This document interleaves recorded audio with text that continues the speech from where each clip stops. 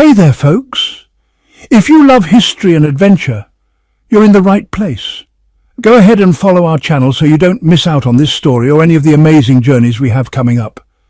And it really helps us when you subscribe, like, and leave a comment. Thanks for your support. Egypt, treasures, trade and adventures in the land of the pharaohs. Just a few kilometers from the pyramids, a French archaeologist is getting ready for an incredible discovery. I'm on my way to see you right now. Hurry, don't delay. The workers had just finished clearing out the mud brick walls surrounding a vertical shaft completely filled with sand. Beneath our feet, it could go down 4, 5, maybe even 6 meters. Nobody knows yet. I can only imagine what's down there. Once we uncover it, we'll know if there's something or not. This archaeologist, originally from Bulgaria, is named Vasil Dobrev. He's been digging in the desert for 15 years, searching for ancient Egyptian tombs. Discoveries like this are so rare that you could count them on one hand. This shaft is especially impressive. It drops about 10 meters deep, right in the middle of the desert. Suddenly, an opening appears below, exactly what Vasil had been hoping for. The entrance to a tomb, sealed since ancient times. I can't see much yet. There's a carved chamber in the rock. Oh my god, everything is decorated. It's beautiful. Abdo, look at this. Everything down here is incredible. Vasil has just entered the burial chamber, though its ceiling has partially collapsed. Based on the style, the wall paintings date back to over 2,000 years before Christ. Now we can dream. Is this a big moment for you? Yes, it's the first time we've found a decorated chamber underground at this site. The colors are almost completely intact after more than 4,000 years under the sand. We're thrilled. But to explore the tomb's contents, we'll have to wait. We'll seal it with stones to stop any robbers from getting in and smashing the artifacts. It's frustrating, but I have no choice but to seal it up for the night. My name and that of Abdo, the Egyptian inspector in charge of the dig, are written on the wall sealing the tomb like a signature. If looters come and see Abdo's name, they'll run away terrified. Vasil and Abdo do what they must to protect their discovery, even if it means waiting another day to uncover its secrets. Now, we head to another site packed with treasures, where archaeologists from all over the world are constantly making discoveries. Just 2 months ago, a British Egyptologist announced he'd found a hidden passage in Tutankhamun's tomb, possibly leading to Queen Nefertiti's burial chamber. Vasil continues to explore these forgotten tombs. Bats flutter beneath the desert surface. He still hopes to one day find an untouched tomb, one that hasn't been opened since ancient times. Something like that only happens once in a lifetime. But since the 2011 revolution, Egypt's treasures have been at risk. Looting has become a daily occurrence. At the foot of the pyramids, thieves dig for gold. Police can barely keep up. Get up and come with me. But why? Because there's an illegal dig happening. To protect its heritage, Egypt is building an ultra-secure museum, where artifacts, many never shown before, are being restored. For the first time ever, the entire treasure of Tutankhamun will be put on public display. Egypt is trying hard to safeguard its treasures. But will it manage to bring the tourists back? Right now, cruise ships on the Nile are nearly empty. A few passengers celebrate on board. It feels like we're pharaohs ourselves. Sailing on a luxurious, authentically vintage steamship makes the experience feel absolutely magical. This really is something special. An extraordinary journey in search of the pharaoh's treasures. From riches and trade to mystery and adventure, Egypt remains the land of the pharaohs. The pyramids of Giza, overlooking Cairo, are one of the most iconic sites in the world. Yet this morning only a handful of tourists are there, including a small group of French visitors. Honestly, there's nobody here. We expected huge crowds and long lines. But we got here and there's no one around. It's strange, but also nice. You can take pictures without anyone in the frame. I think there are more guides than tourists. At the Sphinx, visitor numbers are just a quarter of what they were before the 2011 revolution. This is a tragedy for Egypt, since tourism is one of its biggest sources of income. But for travelers, it's a dream. Prices are super low right now. That's what convinced these French tourists to finally take their dream trip. As a kid, I was fascinated by pharaohs and ancient Egypt. This whole civilization is amazing. And it wasn't even that expensive, only €800 for a full week, all inclusive. Tourists are scarce because many are afraid to come.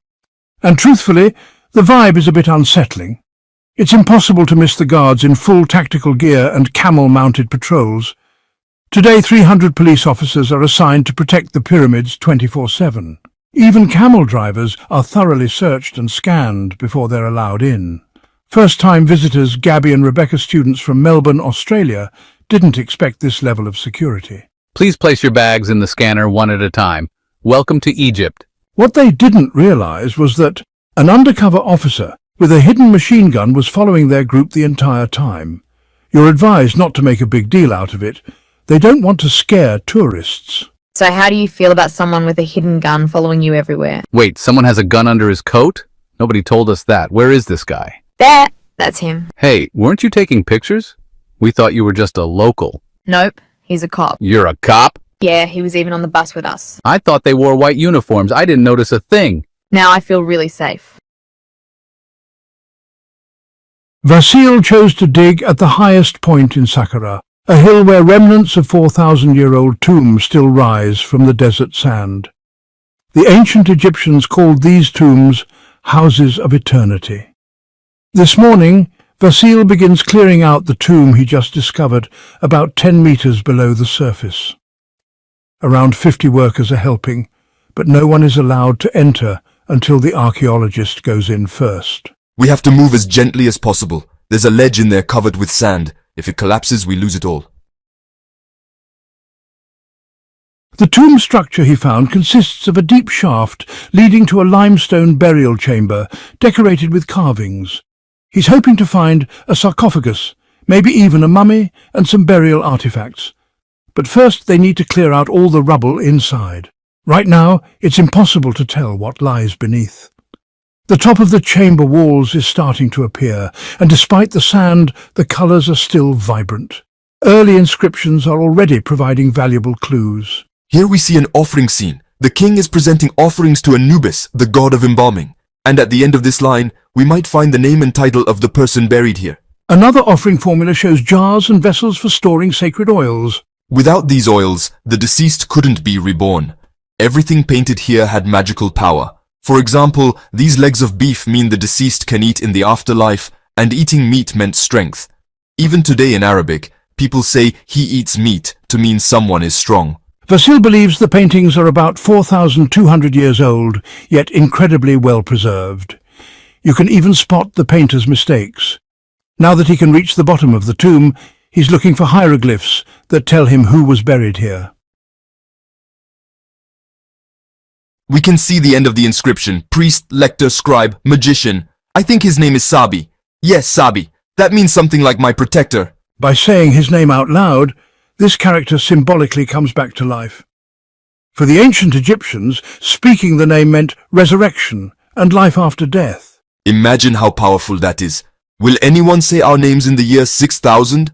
Not even the president's name might survive that long. But today, 4,000 years later, we just said the name of a humble priest. That's how he lives on.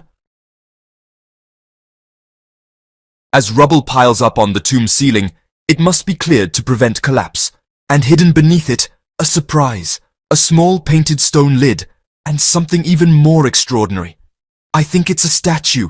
It's made entirely of wood, which is incredibly rare. For wood to survive thousands of years, the tomb must have been perfectly sealed. Otherwise, it would have rotted long ago. What's that doing there? It shouldn't be up on the ceiling. Maybe someone tossed it up there. It should have been placed carefully. The tomb was looted in ancient times, but thankfully the robbers left some things behind. A small limestone jar, a simple object, but worth thousands of euros today. Every one of these pieces was meant to help the deceased live forever. I'm coming right away. Hurry, don't waste time. We might go down 4, 5, even 6 meters. We're not sure yet. I can't see anything yet. Wait, there's a chamber carved into the rock. Wow, everything's decorated. Abdo, look at this. It's stunning. This is our dream find. Yeah, it's the first time we've ever found a decorated underground chamber here. We'll block it with stones so nobody can break in and destroy anything. If any thieves show up and see Abdo written there, they'll be too scared to enter. Just a few kilometers away from the Pyramids of Giza, a French archaeologist is about to make a mind-blowing discovery. Workers have just removed some ancient mud brick walls that were blocking the top of a shaft completely filled with sand. Vasil Dobrev, an archaeologist originally from Bulgaria, has spent over 15 years digging in this desert in search of ancient Egyptian tombs. Discoveries like this are rare. You could count them on one hand. This shaft is deep, about 10 meters, right in the middle of the desert. Suddenly, they uncover something, an entrance to a tomb, untouched for thousands of years. The ceiling may have collapsed a bit, but the tomb is still in incredible shape. The wall paintings, over 2,000 years before Christ, over 4,000 years old, and the colours are still vivid. Is this a big moment for you? But to keep it safe from looters, they'll have to seal it back up. To mark the find, they write their names, Vasil and Abdo, the Egyptian inspector in charge of the dig, on the seal like a signature. Meanwhile, at another excavation site, archaeologists are still uncovering new surprises, including a potential secret passage in Tutankhamun's tomb that might lead to Queen Nefertiti's burial chamber. Back at Saqqara, Vasil keeps digging. This site has been sacred for centuries. Even bats hang from the cave ceilings. I'm still dreaming of finding a completely untouched tomb, one that hasn't been opened since it was sealed thousands of years ago. Get up, come with me now. Why? There's a group digging illegally. Since the 2011 revolution, looting has, become more common. To protect these ancient treasures, Egypt is building a new ultra-secure museum. For the first time ever, all of Tutankhamun's treasures will be on display, some never shown to the public before, but Egypt's big challenge now, getting the tourists to come back. Cruise ships on the Nile are nearly empty. We feel like pharaohs ourselves. The few visitors that do come get a unique experience, no crowds, no waiting. Honestly, it's kind of eerie. We expected it to be packed, but there's almost no one here. In fact, there are more tour guides than tourists right now. At the Sphinx, visitor numbers have dropped to just a quarter of what they were before 2011. Tourism used to be Egypt's main income source.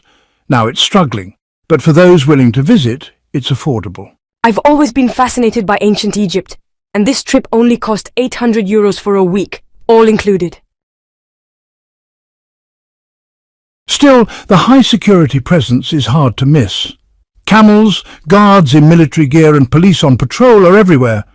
Over 300 officers are assigned to protect the pyramids 24/7. Even camel drivers go through metal detectors before entering. Two students from Melbourne, Gabby and Rebecca, are visiting for the first time. Place your bags in the scanner, please.